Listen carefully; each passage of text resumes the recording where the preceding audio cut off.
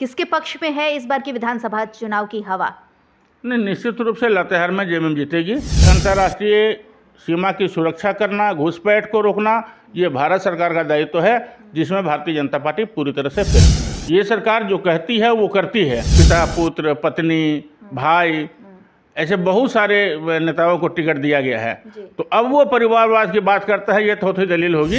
नमस्कार, आप 99 न्यूज़ देख रहे हैं। मैं हूं मंजूषा भारद्वाज और आज हमारे साथ जो शख्स है उन्हें किसी पहचान की ज़रूरत नहीं है। आप सब बखूबी जानते हैं कि यहाँ की जो युवा के एजुकेशन को संवारने का काम करते हैं, ऐसे नेता हैं हमारे साथ जिनका नाम है बैद्यनाथ राम। जी हाँ, हम बात कर रहे हैं बैद्यनाथ राम जी के बारे में। वो आज खुद हमारे साथ इस लाइव सेशन में है, हमारे साथ वो बात कर रहे हैं और बता रहे हैं कि क्या कुछ अभी की जो राजनीति चल रही है विधानसभा चुनाव को लेकर, जिस तरह से गहमा गहमी चल रही है, कैसा माहौल है, उनकी पार्टी किस तरह से तैयारी कर रही है। चलिए सीधे उनसे बात करते हैं और जानते हैं। बैद्यनाथ जी, सबसे ज़्यादा पहले तो आपका बहुत बहुत स्वागत है हमारे आज के इस कार्यक्रम में। बहुत धन्यवाद आपका। जी, सबसे पहले तो मैं ये जानना चाहूँगी, अभी जो विधानसभा चुनाव चल रही है उसको लेकर हम लगातार देख रहे हैं कि विपक्ष की तरफ से इस्तीफों का दौर जारी है और जेएमएम में लोग शामिल हो रहे हैं। क्या कुछ रीज़न है? क्या पार्टी के ऊपर भरोसा है या कुछ है? देखिए, चुनाव की घोषणा हो गई है, चुनाव प्रक्रिया प्रारंभ है, नामांकन भी शुरू हो गया है जी। और ये कहे कि झारखंड मुक्ति मोर्चा पूरी तरह से इस चुनाव को लिए तैयार है। जी। और जिस तरह से हम लोगों ने योजनाओं की झड़ी लगाई है, जी। हमारे हेमंत जी के नेतृत्व में जो सरकार अभी चल रही है, जी। उस सरकार ने बहुत सारे ऐसे काम किए हैं जिससे पूरी जनता प्रभावित हुई है जी। और उनको लाभ मिला है। जी। हम योजनाओं की चर्चा यहाँ नहीं बहुत कम करना चाहेंगे, लेकिन हकीकत ये है कि राज्य की आधी आबादी आज जितनी प्रभावित हुई है मैया समान योजना से, तो उससे विपक्षी हमारे घबरा चुके हैं। जी। और घबराहट में वो बहुत सारे कदम उठा रहे हैं, बहुत सारे बयानबाजी कर रहे हैं, लेकिन सच्चाई यही है कि जिस प्रकार से हेमंत सोरेन जी ने योजनाओं को लागू किया है और धरातल पर उतारने का काम हुआ है, राज्य की जनता पूरी तरह से तैयार है दोबारा हेमंत सरकार को लाने के लिए। जी बिल्कुल, आपने कहा कि मैया सम्मान योजना लेकर आई है सरकार, तो घबरा रही है विपक्ष की पार्टी। क्या यही घबराहट में ये दीदी गोगो योजना लाई गई है? देखिए, योजना इन्होंने लाया नहीं, बल्कि एक फरेब था इनका, झूठा, लोगों को गुमराह करने की योजना। क्योंकि सरकारी योजनाओं में जो फॉर्म भरे जाते हैं वो प्लेन होते हैं, सरकारी स्तर पर होते हैं, उसको सरकारी पदाधिकारी भरते हैं और उसकी पूरी डिटेल होती है उसमें। लेकिन जिस प्रकार से गोगो दीदी योजना को भरने का हम लोगों ने किया, उसमें नाम और पता के साथ मोबाइल नंबर था, कोई उसमें अकाउंट नंबर नहीं है, कुछ नहीं है। उसमें भाजपा का चुनाव चिन्ह अंकित है, उसमें मोदी की तस्वीर है। तो इस प्रकार के सरकारी फॉर्म पहले तो होते नहीं है। तो वो केवल भ्रमित करने की योजना चली थी। और हम लोगों ने जो कुछ किया है वो पूरी प्रक्रिया पूरी करके मैया सम्मान योजना को लागू किया है। और जो दिसंबर से हम लोगों ने बढ़ोतरी की है वो ऑथेंटिक तरीके से जो सारी प्रक्रिया होती है उसको पूरा करते हुए कैबिनेट से पारित हुआ है। उनकी योजनाएं केवल प्रस्तावित थी। उस मैया सम्मान योजना में जो हम लोग 1000 रुपया दे रहे थे, उससे घबराकर उन्होंने कहा कि हम यदि चुनाव में आएंगे, सरकार हमारी बनेगी, तो हम 2100 रुपया देंगे। हम लोगों ने ये कहा कि शुरू से कहा था कि ये अभी शुरुआत है और इसकी राशि बढ़ाई जाएगी, और उसको हम लोगों ने पूरा किया। दिसंबर महीने से हम उस राशि को 2500 करने जा रहे हैं और ये उनको भुगतान दिसंबर महीने से शुरू हो जाएगा। ये सरकार का निर्णय है ऑथेंटिक तरीके से। तो हम ये कहेंगे, हम जो कहते हैं वो प्रक्रिया पूरी करके कहते हैं, और वो केवल कहते हैं जैसे उन्होंने कहा था ना 15 लाख रुपए देंगे, 2 करोड़ नौकरी देंगे, तो बाद में उसको गृह मंत्री ने कहा कि ये तो चुनावी जुमलेबाजी थी। तो उनकी जितनी घोषणा है वो जुमलेबाजी है। वो जुमलेबाजी के भरोसे वो लोगों को गुमराह करके वोट हासिल करना चाहते हैं, जिसको जनता पूरी तरह से समझ चुकी है।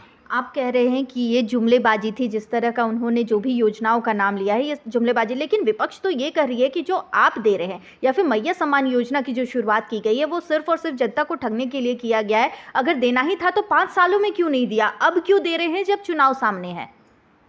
देखिए, पहले तो ये जानना चाहिए कि किस परिस्थिति में ये योजना लागू हुई। जब से सरकार बनी 2 साल हम लोग प्राकृतिक आपदा झेले। उसके बाद जैसे ही सरकार काम करना शुरू की, विपक्ष का षड्यंत्र शुरू हुआ और लगातार सरकार को कभी विधायकों को खरीद बिक्री के नाम पर, कभी कुछ और तरीके से सरकार को हमेशा कमज़ोर करने की कोशिश करते रहे। और उनकी वो साजिश तो फेल हो गई, लेकिन अंततः ये अपने पालतू तोतों को, एजेंसियों को लगा के, और जिस तरह से हेमंत जी को 5 महीने के लिए जेल में भेजा बिना किसी प्रूफ के, तो हेमंत जी जब दोबारा आए, दोबारा आते के साथ उन्होंने प्रक्रिया शुरू की और इस योजना को लागू किया गया। अब उन्हें ये बताना चाहिए कि आखिर हेमंत जी को जब कोई प्रूफ नहीं था ईडी के पास, तो उनको 5 महीने जेल क्यों भेजा? जी। इनका जो 5 महीना समय हम लोग का सरकार का वेस्ट हुआ, बर्बाद हुआ 5 महीने का समय, उसका हिसाब कौन देगा? जी। कोर्ट ने तो कहा कि कोई मामला नहीं बनता है, इस प्रकार का कोई मामला नहीं है। और जेल से बाहर आने के बाद हेमंत जी दोबारा सरकार जब संभाल ले, उसके साथ ही ये प्रक्रिया शुरू हुई और वो योजना धरातल पर उतरी। उसके बाद जैसा हम लोगों ने कहा, कई मंचों पर हम लोग घोषणा किया था कि इस योजना की राशि को बढ़ाया जाएगा। हम बार बार सरकार से, केंद्र सरकार से मांग रहे हैं कि हमारे जो 1,36,000 करोड़ रुपया बाकी है आपके पास, उस राशि को दीजिए, तो उस पर वो कुंडली मार कर बैठे हैं। जी। कोई जवाब उनका नहीं आता है और इधर उधर की बातें करते हैं लोग। तो जैसे ही हेमंत सोरेन जेल से बाहर आए, उन्होंने ये प्रक्रिया शुरू की। ये कोई चुनावी घोषणा नहीं है, ये चुनाव का वक्त आया इसलिए ऐसी घोषणा की गई, सो बात नहीं है। ये निरंतर चलने वाली योजना है। ये योजना आगे भी चलेगी और पूरी मजबूती के साथ चलेगी। जी। जिस तरह से अभी हमने देखा है कि विधानसभा चुनाव को लेकर झारखंड में बिगुल बज चुका है, तारीखों की घोषणा हो गई है, 2 चरणों में चुनाव होना है, साथ ही साथ 23 तारीख को रिजल्ट सामने आने वाला है। बीजेपी ने तो अपने उम्मीदवारों की जो लिस्ट थी वो जारी कर दी है। 66 सीटों पर जो भी उनकी थी, चाहे जो भी पेच उलझा हुआ था आजसू बाकी की जो अलायंस की पार्टी के साथ, वो सब कुछ सॉर्ट आउट हो गया। अब तक जेएमएम लिस्ट क्यों नहीं जारी की है, कब करेगी? हालांकि कांग्रेस ने भी अब सीट जारी कर दिया है 21 सीटों पर, वहीं आरजेडी को लेकर कहीं ना कहीं पेच फंसे होने की बात सामने आ रही थी, जिसे लेकर अब 7 सीटों पर कहीं ना कहीं ये बात आ रही है कि बात बन गई है। तो जेएमएम कब अपनी लिस्ट जारी करेगी, कब इससे पर्दा उठेगा? देखिए, आज देर रात तक लोगों की चर्चा होती रही। जी। ये बात सही है कि थोड़ा सा विलंब हुआ, लेकिन 4 दलों के बीच जो समझौता होना था आपस में, वो देर रात इस मामले का हल निकाल लिया गया है। जी। और संभवतः आज जेएमएम की सूची भी जारी हो जाएगी। जी। और उस बीच में भी जेएमएम के प्रत्याशियों का नामांकन जारी है। कई प्रत्याशियों ने हमारे नामांकन किए हैं। जी। तो इसका स्पष्ट ये है कि दल ने प्रत्याशियों के नाम तय कर रखे हैं, केवल घोषणा होनी बाकी थी। और इसलिए रोक कर रखा गया था चूंकि गठबंधन साथियों के साथ जो मामला फंस रहा था उसको सॉर्ट आउट करना था। जी। अब ये मामला सॉर्ट आउट हो गया है, तो आज निश्चित रूप से प्रत्याशियों की सूची जारी होगी और सभी प्रत्याशी नामांकन करेंगे जो दल की ओर से घोषित होंगे। नामांकन का बात आपने कहा कि बहुत सारे ऐसे प्रत्याशी हैं जिन्होंने नामांकन कर दिया है। अगर हम बात करें विपक्ष के प्रतुल सहदेव जी की, प्रवक्ता है वो बीजेपी के, उन्होंने ये कहा है कि अभी तक जेएमएम की तरफ से लिस्ट जारी नहीं किया गया है, कुछ भी नहीं किया गया है, फिर कैसे लोग नामांकन कर रहे हैं? बिना लिस्ट के नामांकन कैसा? नहीं, ये तो तय करना दल का काम है। जी। दल के नेता का काम है कि किसको टिकट देंगे। जिन लोगों का टिकट उन्होंने फाइनल करके रखा है, अगर उनकी नामांकन की तिथि इस बीच में आ गई है और जिस सीट पर कोई विवाद नहीं है, कोई हमारे सहयोगी दलों का कोई दावा नहीं है, तो वैसे सीटों पर अगर नामांकन हुआ है तो क्या गलत हुआ है? वो बिल्कुल सही है कि वो सीटें हमारे खाते में आई हैं और हमारे खाते में आने के बाद उनका नामांकन हो गया है, तो उस पर तो कोई चीज़ था नहीं, बंटवारे में वो लिस्ट दूसरे दलों के लिस्ट में था नहीं। तो वैसी जगह अगर नामांकन हुआ है तो वो बिल्कुल सही तरीके से हुआ है। दल के नेता का ये अधिकार है, वो किसी समय किसी को सिंबल दे सकते हैं। तो ये पूरी प्रक्रिया सही तरीके से की गई है। आपने कहा नामों का डिसीजन ले लिया गया है, हर कुछ हो गया है और आज संभवतः लिस्ट भी जारी कर दी जाएगी। कल देर रात हमने देखा कि बहुत सारे ऐसे नेता थे, ऐसे मंत्री हैं जिन्होंने जेएमएम का दामन थामा, विपक्ष की पार्टियों को छोड़कर। आखिर के क्या है, विपक्ष पर जो भरोसा नहीं है या जेएमएम के ऊपर ज़्यादा भरोसा आ गया या सीट बंटवारे को लेकर कहीं कुछ पेच उलझा इस वजह से शामिल हुए? क्या कुछ बातें सामने आ रही है? देखिए, ये चुनाव का वक्त है। चुनाव के वक्त में ये स्वाभाविक प्रक्रिया है कि कुछ दलों में जो लोग 5 साल तक काम करते हैं, उनको जब टिकट नहीं मिलता है तो वो अपना विकल्प तलाशते हैं। जी। ये बात सही है कि इस बार भाजपा ने बहुत सारे ऐसे लोगों को टिकट दिया है। हाँ, ये देखेंगे कि इस बार इसमें परिवारवाद की खुल्लम खुल्ला शुरुआत हो गई है। बिल्कुल। तो इससे जो उनके पुराने कार्यकर्ता थे, तो पुराने कार्यकर्ताओं को जब भावना की ठेस लगी तो वो लोग इधर आए और उसका स्वागत जेएमएम में हुआ है और आने वाले समय में उन्हें अवसर भी मिलेगा। ये बात भी बिल्कुल सही है। लेकिन जिस तरह से भाजपा ने शुरुआत की कि भारतीय जेएमएम के नेता को लेकर अपने दल में शामिल कराया और पिता पुत्र को टिकट दिया, तो शुरुआत तो इसकी उन्होंने की जी कि जेएमएम के नेता को तोड़कर पहले उन्होंने शुरुआत की। अब जब उनके नेता भाग रहे हैं तो उनको कष्ट हो रहा है। जी, परिवारवाद का मुद्दा आपने उठाया। बीजेपी अक्सर जेएमएम पे या विपक्ष की पार्टियों पर परिवारवाद को लेकर बोलती आई है कि परिवारवाद किया जाता है, किसी अन्य को चांस नहीं दिया जाता है, कार्यकर्ता को मौका नहीं दिया जाता है। लेकिन इस बार जब बीजेपी ने लिस्ट जारी किया है उसके बाद लगातार बीजेपी खुद इस परिवारवाद के मुद्दे पर घिरती हुई नजर आ रही है। इस पर क्या कहेंगे? लिस्ट को देखते हुए आप क्या कहेंगे? क्या उसमें परिवारवाद किया गया है? कितना पक्षपात किया गया है? देखिए, परिवारवाद पर बात करने का भारतीय जनता पार्टी के नेताओं को कोई नैतिक अधिकार नहीं बनता है जी। क्योंकि इस बार का लिस्ट अगर देखेंगे तो पिता पुत्र पत्नी भाई ऐसे बहुत सारे नेताओं को टिकट दिया गया है। तो अब वो परिवारवाद की बात करता है, ये थोड़ी दलील होगी। और मैं ये समझता हूँ कि इस प्रकार की बातों को करके वो केवल अपने मन का को संतुष्टि प्रदान कर रहे हैं। केवल मन की संतुष्टि के लिए लोग बोल रहे हैं, क्योंकि उनके यहाँ जो प्रत्याशी आए हैं किसी की पत्नी है, किसी के भाई हैं, किसी की बहू है, पिता पुत्र है, भाई भाई है आपस में। तो ऐसे लोगों को क्या नैतिक अधिकार बनता है कि वो परिवारवाद की बात करें? जी। तो ये अब उनका केवल ढकोसलाबाजी रह गया है। कहीं कोई नैतिक अधिकार उनके पास नहीं है, कोई मोरल नहीं रह गया इस पर बात करने के लिए कि वो पत्नी पति की बात करते हैं, परिवारवाद की बात करते हैं। तो उसको तो उन्होंने शुरुआत कर दी उसकी, खुद से अपने दल में लोगों को दिया जो किसी की पत्नी है, किसी की बहू है, किसी का भाई है, कोई पिता पुत्र है। तो अब कम से कम इस पर बात न करें अगर थोड़ा भी ज़मीर बचा है तो। जी बिल्कुल। एक बात और कहूँगी, जिस तरह से हमने देखा कि बीती रात लुइस मरांडी बीजेपी का बड़ा चेहरा, बड़ा नाम, डायरेक्ट अगर हम देखें तो दुमका से वो हेमंत सोरेन को टक्कर देती हुई नजर आई है। 2014 के चुनाव में 5262 वोटों से उन्होंने शिकस्त दी थी हेमंत सोरेन को। हमेशा अगेंस्ट में खड़ी रही हैं, उनके खिलाफ लड़ती हुई आई हैं और उनके खिलाफ बयानबाजी करती हुई नजर आई है। लेकिन कल देर रात साथ में नजर आई, जेएमएम में शामिल हुई और अब साथ मिलकर लड़ेगी। तो कितना फ़ायदा होगा जेएमएम को, या क्या ये सुकून की नींद होगी हेमंत सोरेन के लिए भी और बसंत सोरेन के लिए भी? क्योंकि दुमका सीट में अब एक तरह से कह सकते हैं दोनों लड्डू उनके हाथ में। निश्चित तौर पर उनका एक कद रहा था भाजपा में जी। और भाजपा नेताओं के व्यवहार से कुंठित होकर वो जेएमएम का दामन थामी हैं जी। और उन्होंने विश्वास व्यक्त किया है कि अब जब तक हैं पूरे समय तक जेएमएम में रहेंगे और जेएमएम का काम करेंगी या जेएमएम के सिपाही के रूप में काम करेंगी। तो जैसा मैंने कहा कि जब मन को कष्ट होता है, कोई व्यक्ति अगर लंबे समय तक किसी दल में काम करता है और उसकी भावना को जब ठेस पहुंचती है तो वो अपने विकल्प को तलाश करते हैं जी। तो क्या जामा विधानसभा से वो चुनाव लड़ने की आशंका है, हम कह सकते हैं? देखिए, मैं इस पर कुछ नहीं कहना चाहूँगा क्योंकि पूरी कार्यकारिणी ने हेमंत सोरेन जी को अधिकृत कर दिया है कि वो किसको कहाँ से टिकट बनाएंगे देंगे, किसको प्रत्याशी कहाँ से बनाया जाएगा और गठबंधन दलों के साथ वो क्या समझौता करेंगे।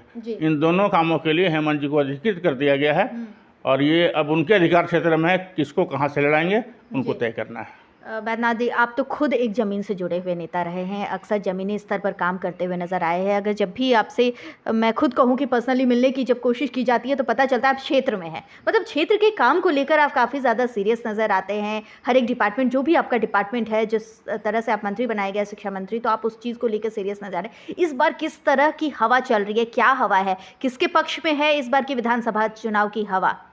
नहीं, निश्चित रूप से लातेहार में जेएमएम जीतेगी जी। और जेएमएम प्रत्याशी के रूप में शायद मैं लड़ूँ चुनाव, बिल्कुल तो निश्चित रूप से वहाँ जीत सुनिश्चित है जी। क्योंकि हम लोग 365 दिन काम करने वाले लोग हैं। क्या कहती है इस बार की जनता, उन्हें क्या चाहिए?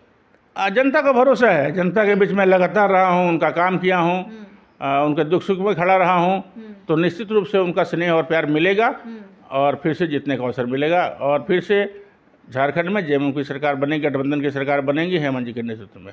विपक्ष अक्सर ये कहता आ रहा है कि इस बार जनता को परिवर्तन चाहिए, इसलिए हम परिवर्तन यात्रा कर रहे हैं। मैया सम्मान योजना पर भी उन्होंने कमेंट किया है, जुमलेबाजी है, ये है, वो है, जो भी है, ठीक है। जनता को परिवर्तन की बात को लेकर अक्सर, और साथ ही साथ बांग्लादेशी घुसपैठिए को डेमोग्राफिक चेंज जो है संथाल में, उसको लेकर मुद्दा बना रही है इस बार बीजेपी, और कह रही है कि यही खास मुद्दा होगा इस बार के चुनाव को लेकर। आप क्या कहेंगे, क्या यहाँ पर बांग्लादेशी घुसपैठियों की वजह से संथाल की डेमोग्राफी में असर पड़ा है? क्या यहाँ पर बांग्लादेशी घुसपैठिए, क्योंकि विपक्ष कह रही है कि हमारी सरकार आती है तो हम एक एक बांग्लादेशी को यहाँ से निकाल फेंकेंगे। इसके पहले पूरे 5 साल तक डबल इंजन की सरकार यहाँ थी जी। और आबादी कोई एक दिन में बसने वाली चीज़ नहीं है, आबादी एक दिन में नहीं बसी है। सबसे दूसरी बात कि झारखंड की सीमा किसी अंतर्राष्ट्रीय सीमा से टच नहीं करती है जी। झारखंड का जो भौगोलिक परिवेश है उसमें झारखंड का बॉर्डर किसी भी अंतर्राष्ट्रीय सीमा को टच ही नहीं करता है। तो भाजपा को ये बताना चाहिए कि आखिर अंतर्राष्ट्रीय सीमा से लोगों का प्रवेश कैसे हुआ दूसरे राज्यों होते हुए। जो भी लोग झारखंड में आए होंगे तो वो दूसरे राज्य से होकर आए हैं। तब भारतीय जनता पार्टी कहाँ थी, क्या कर रही थी, उनकी बॉर्डर सीमा क्या जो सीमा सुरक्षा बल है वो क्या कर रहा था, ये तो भाजपा को बताना चाहिए। वो केवल थोथी दलील दे रहे हैं। मेरा ये कहना है कि अंतर्राष्ट्रीय सीमा की सुरक्षा करना, घुसपैठ को रोकना, ये भारत सरकार का दायित्व है, जिसमें भारतीय जनता पार्टी पूरी तरह से फेल हुई है। एक आखिरी सवाल, इस बार अगर जेएमएम की सरकार आती है तो क्या कुछ करेगी जनता के हित में? साथ ही साथ आप क्या मैसेज देना चाहते हैं झारखंड की जनता को इस विधानसभा चुनाव को लेकर? झारखंड की जनता को केवल मैं एक संदेश देना चाहता हूं कि जिस प्रकार से हेमंत सोरेन जी ने महिलाओं के लिए काम किया, छात्रों के लिए काम किया, किसानों के लिए काम किया, विद्युत उपभोक्ताओं के सारे बिल माफ़ किए गए, 200 यूनिट फ्री किया गया, किसानों के 2 लाख रुपए ऋण माफ़ी की गई है, मैया सम्मान योजना लागू किया गया है, धोती साड़ी लुंगी योजना चालू है, छात्राओं को पढ़ने के लिए 9 क्लास से लेकर +2 तक के लिए 40,000 रुपये के एकमुश्त भुगतान की व्यवस्था सुनिश्चित की गई है। विदेशों में पढ़ने के लिए छात्रों को अब पहले 25 संख्या थी, उसको हम लोगों ने 50 किया है। तो इस स्थिति में जितनी योजनाएं हम लोगों ने लाई हैं, अगर उनको गिनाना शुरू करेगा तो घंटों लगेगा। तो जिस प्रकार योजनाओं को हम लोगों ने धरातल पर उतारा है, इसे राज्य की जनता देख रही है, समझ रही है, और उन्होंने यह भी देखा है कि भाजपा ने जुमलेबाजी करके लोगों को गुमराह करने का काम किया है। जो घोषणाएं उनकी थी 15 लाख रुपए देने की, 2 करोड़ नौकरी देने की, उसमें वो कहीं धरातल पर कोई काम नहीं हुआ पूरे 5 साल राज्य करने के बाद भी। तो इसको जनता ने देखा है, दोनों सरकार की फर्क को जनता ने देखा है, और मैं ये मानता हूं कि झारखंड की जनता इस पर विचार करेगी और एक बार फिर से हेमंत सरकार लाने का जो संकल्प है उनका वो पूरा करेंगे। एक और आखिरी सवाल, आपने कि 5 साल के कार्यकाल की बात की। अगर हम देखें तो पिछली बार झारखंड में बीजेपी की सरकार ही थी जो 5 साल लगातार कार्यकाल में रही, 5 साल का कार्यकाल पूरा किया, और वहीं उसके बाद अब हेमंत सरकार की यानी जेएमएम की जो सरकार बनी यहाँ पर अलायंस में, उन्होंने 5 साल का कार्यकाल पूरा किया है। तो उनके कार्यकाल और आपके कार्यकाल में कितना अंतर नज़र आता है? बेहतर काम हुए हैं हेमंत सरकार के नेतृत्व में, और खासकर अगर कोरोना की बात करें तो झारखंड एक यूनिक राज्य बना, एक मॉडल राज्य बना कोरोना के मैनेजमेंट में, और इसको पूरे हिंदुस्तान में इसकी सराहना हुई कि झारखंड में कम मौतें हुई, दवाओं की पर्याप्त मात्रा में यहाँ पर उपलब्धता रही, सुविधाएं हम लोगों ने उपलब्ध कराई, जबकि स्वास्थ्य सुविधाएं बहुत कम थी यहाँ।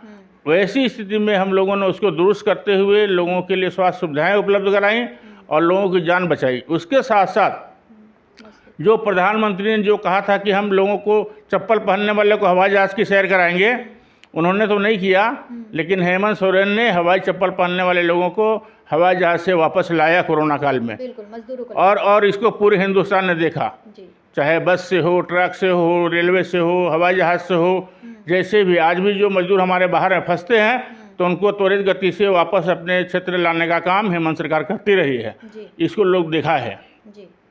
तो हम लोग केवल घोषणाएं नहीं करते हैं, ये सरकार जो कहती है वो करती है। हम लोगों ने कहा था गांव की सरकार होगी, इस 5 साल के कार्यकाल में 4 बार हर पंचायत में सरकार आपके द्वार का कार्यक्रम चला, जहां लोगों की समस्याएं सुनी गई, उनका समाधान हुआ। तो लोग जो पहले ब्लॉक, कचहरी और जिला दौड़ते रहते थे, उससे उनको निजात मिला, जी। उनकी सुविधा उनके दरवाजे पर मिली।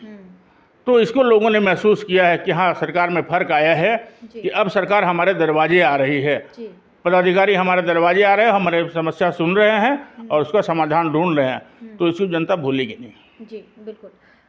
तो आपने देखा कि किस तरह से बैद्यनाथ राम ने कहा कि इस बार जो है वो जेएमएम की सरकार आएगी। वो ये भी कह रही है कि हमारी सरकार जो घोषणाएं करती है वो लेकर आती है, धरातल पर उतारती है, और बेशक इस सरकार ने इतना काम किया है कि इस बार जेएमएम की सरकार ही आएगी। वहीं विपक्ष के बारे में भी वो कहते हुए नजर आए कि विपक्ष की सरकार सिर्फ और सिर्फ जुमलेबाजी कर रही है, लोगों को ठगने का काम कर रही है, और आने वाले समय में इस विधानसभा चुनाव में जनता उन्हें दिखा देगी कि आखिरकार किस सरकार ने कितना काम किया है। ये जो जेएमएम की सरकार है वो आदिवासियों से जुड़ी हुई सरकार है, धरातल पर जाकर काम करती है, और जनता एक बार फिर जेएमएम को ही इस बार के विधानसभा चुनाव में चुनेगी और उनके ही सर पर इस बार झारखंड का ताज होगा। ये तो आने वाले समय में देखना भी दिलचस्प होगा, क्योंकि 23 नवंबर को झारखंड में विधानसभा चुनाव का रिजल्ट आने वाला है। उस दिन सब कुछ साफ साफ हो जाएगा। तो आप लगातार बने रहिए हमारे साथ 99 न्यूज़ के साथ। हम लगातार आपको पल पल की खबर देते रहेंगे इस तमाम विधानसभा चुनाव को लेकर।